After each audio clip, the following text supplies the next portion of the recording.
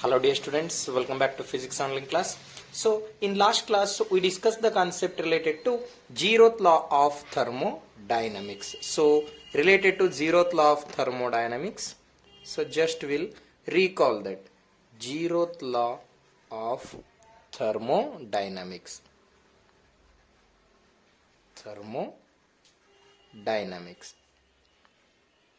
So this is very much important for our annual examination. This question will carry for 2 marks. So question ಏನಂತ ಕೇಳ್ತಾನೆ, so state zeroth law of thermodynamics. So first we'll understand that meaning of that zeroth law of thermodynamics. First let me consider 3 systems here. What are those systems? I will name those systems are A, B and C. For example, I will take that 3 systems here. For example, this is system A, this one is system B, and I will take that one more system. So that is system C here, right? This is system C. Now, between that system A and B, I will take one wall here. Look at here, between that system A and B, I will take one wall. So this wall is, I will name it as adiabatic wall. A ಮತ್ತು B ಮಧ್ಯೆ ಇರುವ wall ಯಾವುದಿಲ್ಲಿ? Adiabatic wall we can consider. So adiabatic wall ಅಂದ್ರೆ ಏನು? So heat A ಇಂದ B ಗೆ ಅಥವಾ B ಇಂದ A ಗೆ ಟ್ರಾನ್ಸ್ಫರ್ ಆಗೋದಿಲ್ಲ. It means that heat does not flow from that A to B or B to A. Why? Because adiabatic wall means, so in case of thermodynamics process already we learned that adiabatic means heat will not get transfer. Heat is remains constant. We can consider between A and B what type of wall is present? Adiabatic wall is present. Whereas between that A and C and as well as B and C, one more wall I will consider. So that wall is diathermal wall. What kind of wall it is? Diathermal. Diathermal wall. What type of wall it is? Diathermal wall. ಈ ಡಯಾಥರ್ಮಲ್ wall ಏನ್ ಮಾಡುತ್ತೆ? Heat ನ A ಇಂದ C ಗೆ ತಗೊಂಡು ಹೋಗುತ್ತೆ, ಅಥವಾ C ಇಂದ ಎ ಗೆ ಬರುತ್ತೆ, ಅಥವಾ ಇಲ್ಲಿ ಬಿ ಇಂದ ಸಿ ಮಧ್ಯೆ ಯಾವ ವಾಲ್ ಇದೆ? ಡಯಾಥರ್ಮಲ್ ವಾಲ್ ಇದೆ. It means that heat is flow from B to C as well as C to B here. So diathermal wall ಏನ್ ಮಾಡುತ್ತೆ? ಹೀಟ್ ನ ಎ ಇಂದ ಸಿ ಗೆ ಅಥವಾ ಸಿ ಇಂದ ಬಿ ಗೆ ಬಿಟ್ಕೊಡುತ್ತೆ. ಅದೇ ತರ ಬಿ ಇಂದ ಸಿ ಗೆ ಅಥವಾ ಸಿ ಇಂದ ಬಿ ಗೆ ಹೀಟ್ ಏನಾಗುತ್ತೆ? ಟ್ರಾನ್ಸ್ಫರ್ ಆಗುತ್ತೆ. Look at here, I consider 3 systems here. ಎಷ್ಟು ಸಿಸ್ಟಮ್ ನ ಕನ್ಸಿಡರ್ ಮಾಡಿದೀನಿ ಇಲ್ಲಿ? 3 ಸಿಸ್ಟಮ್ ನ ಕನ್ಸಿಡರ್ ಮಾಡಿದೀನಿ. Now out of these 3 systems, now I can consider 2 system A and B. If two systems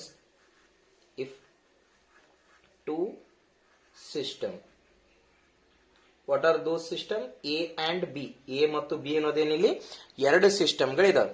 If two systems A and B are separately thermal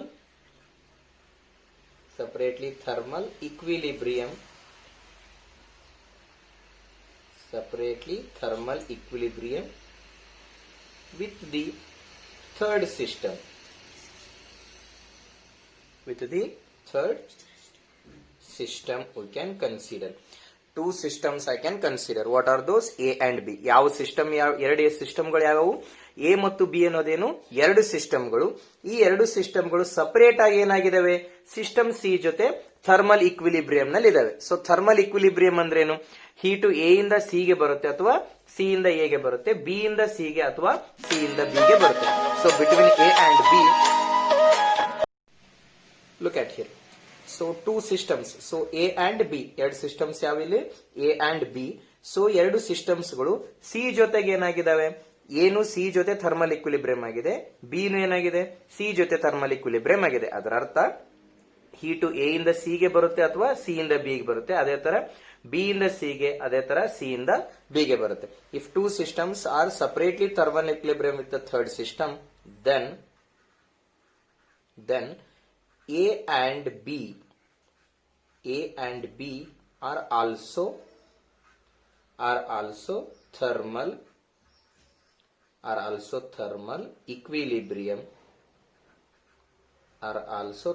equilibrium with each other. each other. What is the meaning of this statement? A and B are also thermal equilibrium ಅಂದ್ರೆ ಏನಿಲ್ಲಿ A ಮತ್ತು B ಮಧ್ಯೆ ಅಡಿಯಾಬೆಟಿಕ್ wall ಇದೆ ಅಂತ ಹೇಳಿದೆ ನಾನು. So ಅಡಿಯಾಬೆಟಿಕ್ wall ಇದ್ರೆ A ಇಂದ B ಗೆ ಏನಾಗೋದಿಲ್ಲ, ಹೀಟು ಫ್ಲೋ ಆಗೋದಿಲ್ಲ. ಎ ಇಂದ ಬಿ ಗೆ ಅಥವಾ ಬಿ ಇಂದ ಎ ಗೆ ಹೀಟ್ ಫ್ಲೋ ಆಗೋದಿಲ್ಲ. ಸೊ ಹೀಟ್ ಫ್ಲೋ ಆಗದೆ ಇದ್ರೂ ಥರ್ಮಲ್ ಇಕ್ವಿಲಿಬ್ರಿಯಂ ಹೇಗಾಗ್ತಿದೆ ಇಲ್ಲಿ? The reason for that one is, ಇಲ್ಲಿ ಎ ಇಂದ ಸಿ ಗೆ ಹೀಟ್ ಫ್ಲೋ ಆಗ್ತಿದೆ ಅಂತ ಹೇಳಿದೆ ನಾನು, ಅಥವಾ ಸಿ ಇಂದ ಎ ಗೆ ಹೀಟ್ ಫ್ಲೋ ಆಗ್ತಿದೆ. ಅದೇ ತರ ಬಿ ಇಂದ ಸಿ ಗೆ ಹೀಟ್ ಫ್ಲೋ ಆಗ್ತಿದೆ, ಅದೇ ತರ ಸಿ ಇಂದ ಬಿ ಗೆ ಹೀಟ್ ಫ್ಲೋ ಆಗ್ತಿದೆ. ಅಂದ್ರೆ ಇಲ್ಲಿ ಎ ನಲ್ಲಿರುವಂತಹ ಹೀಟು ಬಿ ಗೆ ರೀಚ್ ಆಗಬೇಕಂದ್ರೆ ಥ್ರೂ ದಟ್ ಸಿ ನ ಮುಖಾಂತರ ಏನಾಗುತ್ತೆ, ಎ ನಲ್ಲಿದ್ದಂತ ಹೀಟು ಬಿ ಗೆ ಬರುತ್ತೆ, ಅಥವಾ ಬಿ ನಲ್ಲಿದ್ದಂತ ಹೀಟು ಎ ಗೆ ಬರಬೇಕಾದ್ರೆ through that system C it will reach from that A to B or B to A. Look at here, A ನಲ್ಲಿದ್ದಂತ ಹೀಟು ಬಿ ಗೆ ಬರಬೇಕಾದ್ರೆ ಡೈರೆಕ್ಟ್ ಆಗಿ ಬಿ ಗೆ ಬರೋದಿಲ್ಲ. ಸೊ ಎ ನಲ್ಲಿದ್ದಂತ ಹೀಟು ಸಿ ಗೆ ಬರುತ್ತೆ, ಸಿ ಬಂದ್ಮೇಲೆ ಬಿ ಗೆ ಬರುತ್ತೆ. ಅದೇ ತರ ಬಿ ನಲ್ಲಿದ್ದಂತ ಹೀಟು ಎ ಗೆ ಬರಬೇಕಾದ್ರೆ ಸಿ ಗೆ ರೀಚ್ ಆಗಿ ಸಿ ಇಂದ ಎ ಗೆ ಬರುತ್ತೆ. So this is about zeroth law of thermodynamics. ಇದನ್ನ ಜೀರೋತ್ ಲಾ ಆಫ್ ಥರ್ಮೋಡೈನಮಿಕ್ಸ್, ಜೀರೋತ್ ಲಾ ಅನ್ನೋದಕ್ಕೆ ರೀಸನ್ ಏನು? Why? Because after the first law of thermodynamics, so later we'll discuss about that first law. So first law of thermodynamics ಆದ್ಮೇಲೆ first law ಕಿನ್ನೂ ಒಂದು basic law ಇದೆ ಅಂತ ಗೊತ್ತಾಯ್ತು. ಆ ಬೇಸಿಕ್ ಲಾನೇ zeroth law of thermodynamics. First ಕಿನ್ನ ಮೊದಲು ಬರೋದು ಯಾವುದು? Zero. So that's what they name it as zeroth law of thermodynamics. ಇದನ್ನ ಒಂದು ಇನ್ನೊಂದು ಜನರಲ್ ಎಕ್ಸಾಂಪಲ್ ನಲ್ಲಿ ಅರ್ಥ ಮಾಡ್ಕೊಳ್ಳೋಣ. So in case of that zeroth law of thermodynamics, ಇಲ್ಲಿ 3 ಜನ ಫ್ರೆಂಡ್ಸ್ ಇದಾರೆ ಅಂತ ಅನ್ಕೋರಿ. ಒಬ್ನು friend C, ಒಬ್ನು friend A, ಇನ್ನೊಬ್ನು friend B. ಇವಾಗ ಎ ಮತ್ತು ಸಿ ಇವರಿಬ್ರು ಏನಿದ್ದಾರೆ, ಫ್ರೆಂಡ್ ಇದ್ದಾರೆ. ಅದೇ ತರ ಬಿ ಮತ್ತು ಸಿ ಇವರಿಬ್ರು ಫ್ರೆಂಡ್. ಬಟ್ ಎ ಮತ್ತು ಬಿ ಇಬ್ರು ಫ್ರೆಂಡ್ ಅಲ್ಲ. ಲುಕ್ ಅಟ್ ಹಿಯರ್, ಇಲ್ಲಿ ಎ ಮತ್ತು ಸಿನು ಫ್ರೆಂಡು, ಬಿ ಮತ್ತು ಸಿನು ಫ್ರೆಂಡು. ಹಂಗಂದ್ರೆ ಸಿ ಅನ್ನೋನೇನು? ಸಿ ಅನ್ನೋನು ಎಗೂ ಫ್ರೆಂಡು, ಬಿಗೂ friend. He is common friend.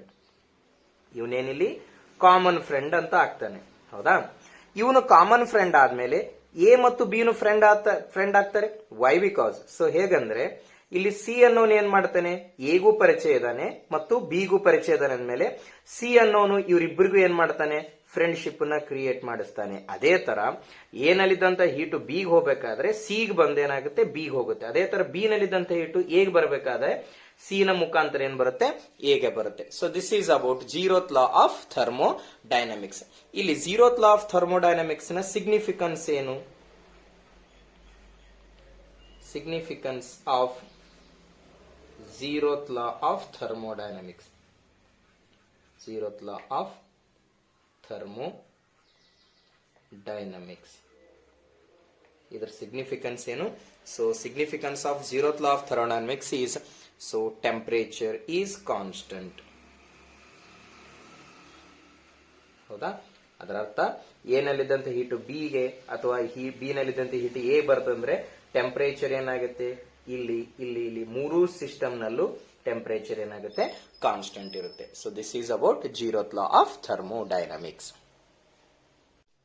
Okay, so next ಇವಾಗ so first law of thermodynamics ಅಂದ್ರೆ ಏನಂತ ಅರ್ಥ ಮಾಡ್ಕೊಳ್ಳೋಣ.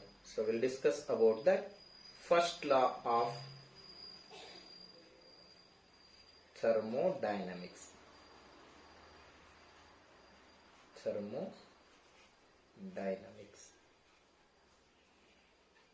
Right. So in order to understand about that first law of thermodynamics, I will take use of example of cylinder.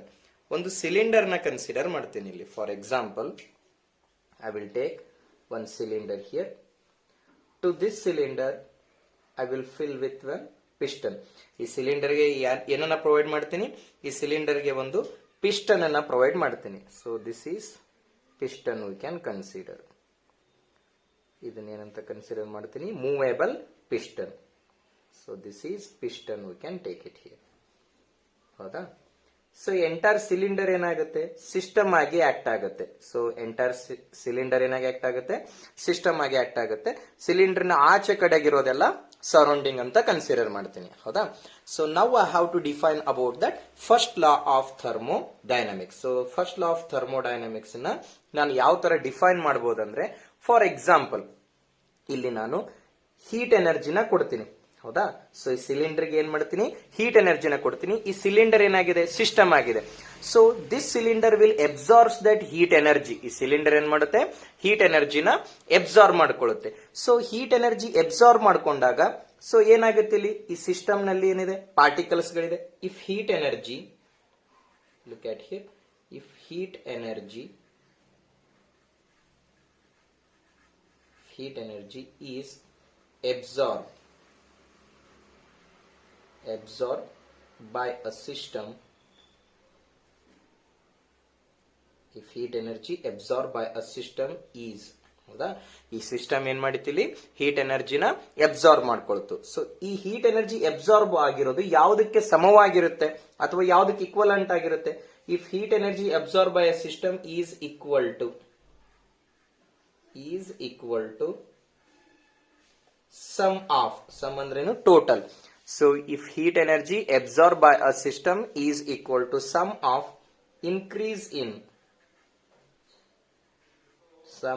increase in internal energy.